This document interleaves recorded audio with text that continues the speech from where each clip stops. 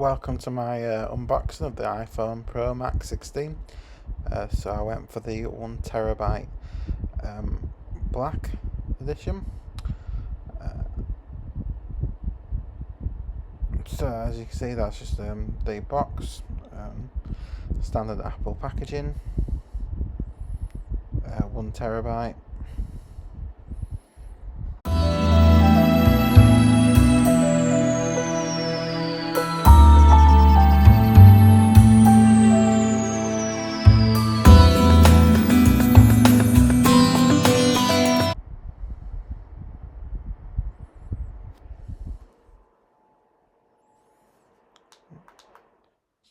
So as you can see, the back with the triple lens setup.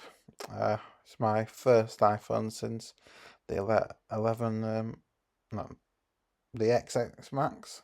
So yeah, quite a long time been on Android since then, but yeah, the screen is quite good. I will be doing a review at some stage. Just been a bit busy with work, everything. And yeah, for for once you get a braided cable, which is quite strange for Apple.